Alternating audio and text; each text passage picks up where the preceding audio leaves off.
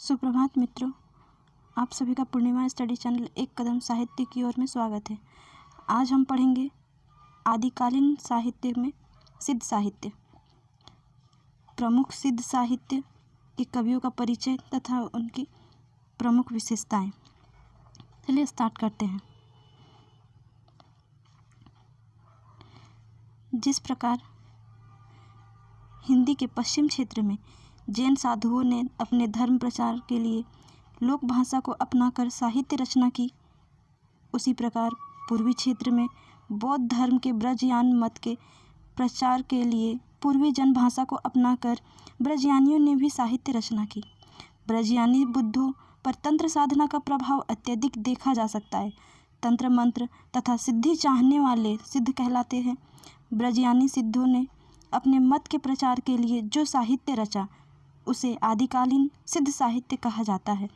7वीं शताब्दी तक सिद्धों का हिंदी के पूर्वी क्षेत्र में विशेषकर बंगाल और बिहार के पाल वंशी राजाओं के शासन में जनसामान्य पर अत्यधिक प्रभाव पड़ता रहा या फिर अत्यधिक प्रभाव पड़ा। आगे हम देखेंगे सिद्ध साहित्य में सिद्धों की संख्या कितनी मानी जाती है? 84 माना गया है। आदिकाल में सिद्ध साहित्य का प्रचार बौद्ध धर्म के लिए साहित्य की जन भाषा थी। राहुल संकृत्यायन ने 84 सिद्धों का उल्लेख किया है, जिनमें से सरहप्पा को प्रधान माना है। इनमें से मुख्य सिद्ध कवि सरहप्पा, सबरप्पा, लुइप्पा, डोम्भिप्पा, कुकरिप्पा एवं कान्हप्पा सिद्धों के ग्रंथ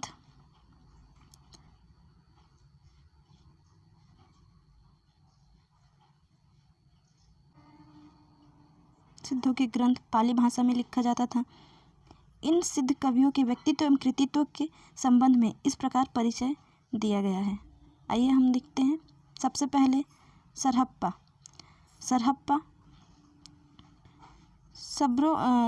को सब्रोब्रज, राहुल भद्र आदि नामों से जाना जाता है। इनके संबंध में विद्वानों में मतभेद है। यह जाति के ब्राह्मण थे। राहुल संकृत्यायन के अनुसार इनका समय 769 ईस्वी माना गया है।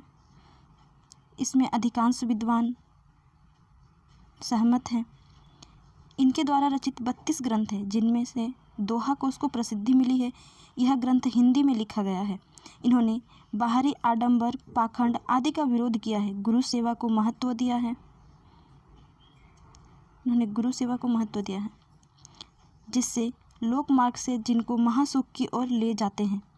इनकी भाषा सरल तथा भाव का सहज प्रभाव मिलता है, जैसे इन पंक्तियों में हम देख सकते हैं।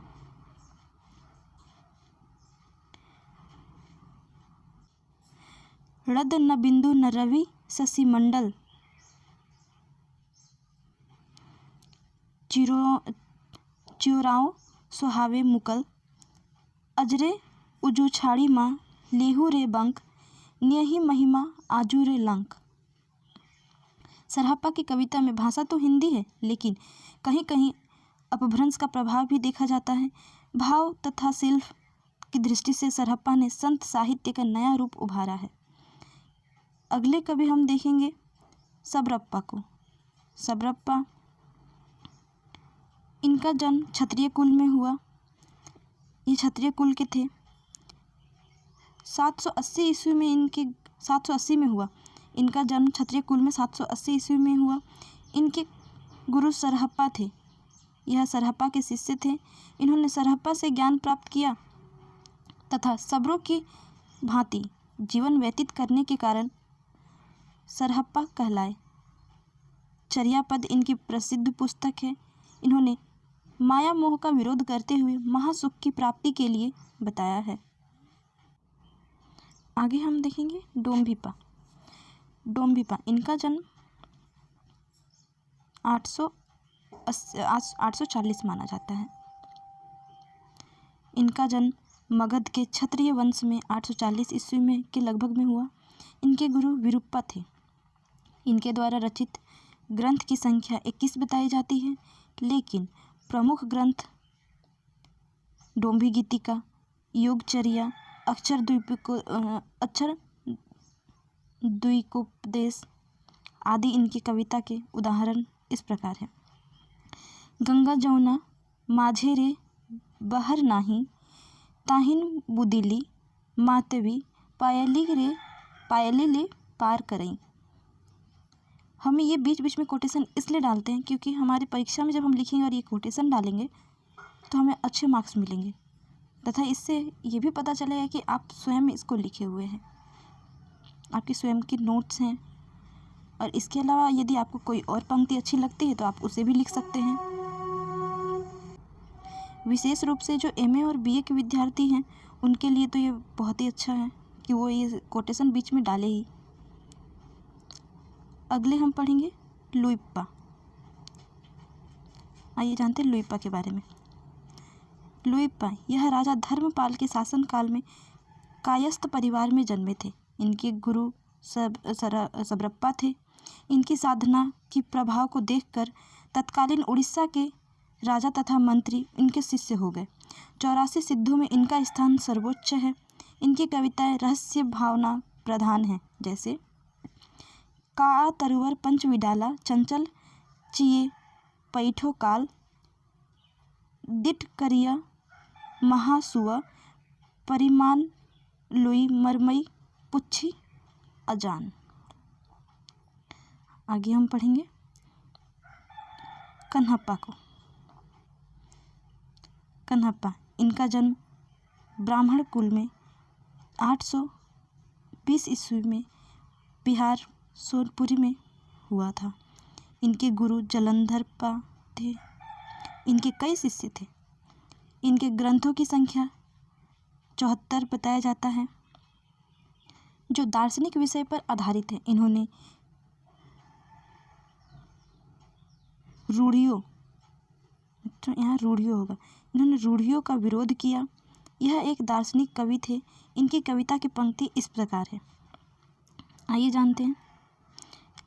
आगम वे पुराने पांडित मान बहती पक शिल्फल अलिया जिम बहेरित भ्रमयति।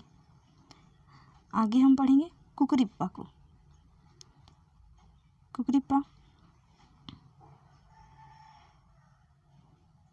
कुकुरिप्पा इनका जन्म कपिलवस्तु में एक ब्राह्मण परिवार में हुआ था। इनके जन्म काल के संबंध में मतभेद है।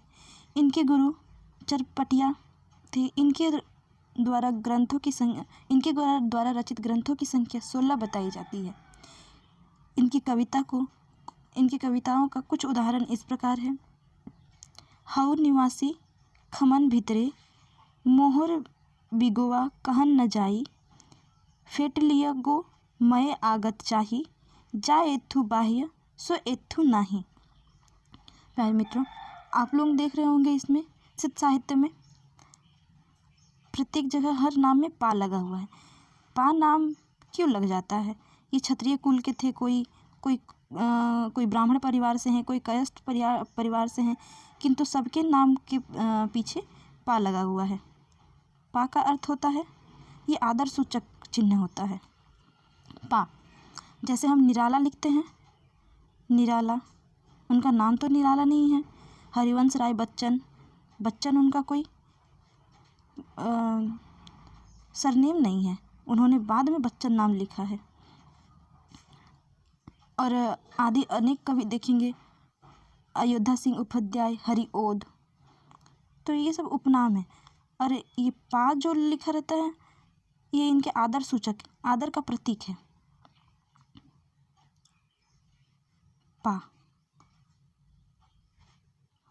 धन्यवाद मित्रों, आप सभी इस चैनल को लाइक, शेयर, कमेंट और सब्सक्राइब कर लीजिएगा। लाइक भी कीजिएगा और अपने मित्रों को शेयर भी कीजिएगा ताकि और बेल आइकन भी दबा लीजिएगा ताकि आने वाली सारी वीडियो की नोटिफिकेशन पहले आप तक पहुँचे। धन्यवाद मित्रों।